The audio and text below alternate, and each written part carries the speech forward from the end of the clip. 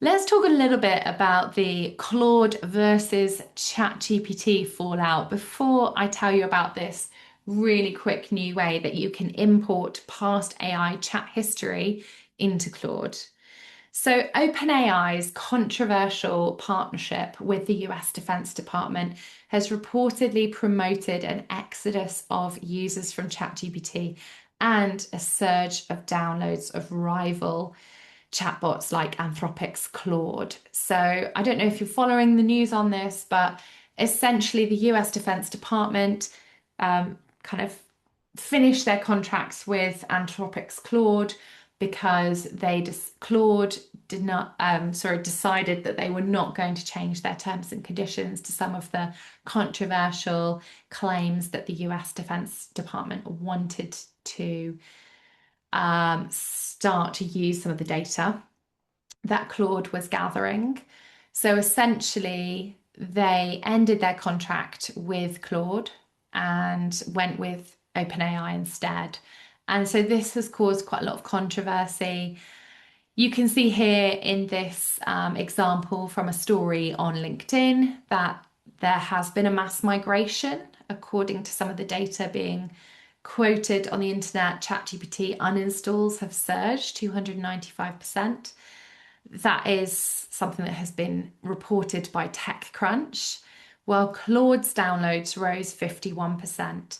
So Claude has basically been wooing any disgruntled OpenAI customers with some brand new features. They're also kind of really pushing some of their ethics and terms and conditions, which are quite different to ChatGPT's, which is obviously owned by OpenAI. And so I've certainly seen a lot of people talking about the fact that they are really considering their use of ChatGPT and whether they are moving over or are already migrated over to Claude. At Avocado Social, we use both. So we prefer to use Claude for more copywriting tasks and ChatGPT for more kind of brainstorming and ideation. But we actually, I don't, yeah, I need to have a chat with the team, but I don't know if we'll continue to use the paid for ChatGPT.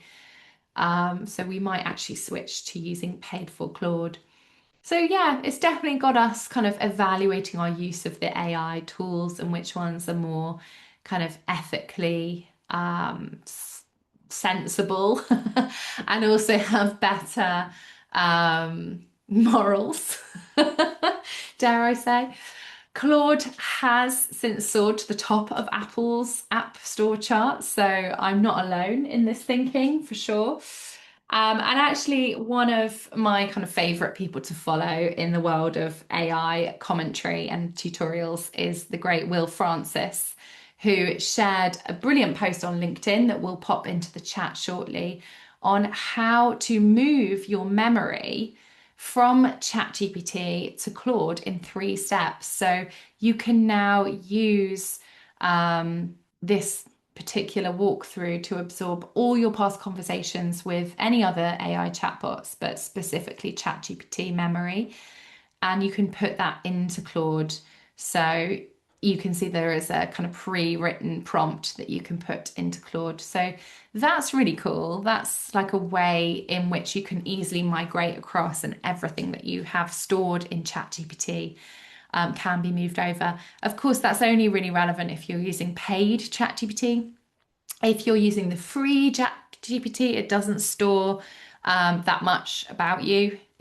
I tried doing it on a free one and it said like we don't really have any information stored about you. So that was quite interesting to see as well. So yeah, it's an interesting time at the moment in terms of AI tools, and I think something that I saw someone comment in a WhatsApp group recently was it's like Pepsi versus Cola all over again. So I think we'll probably see like 2 or 3 platforms really battling it out, particularly for business use as well.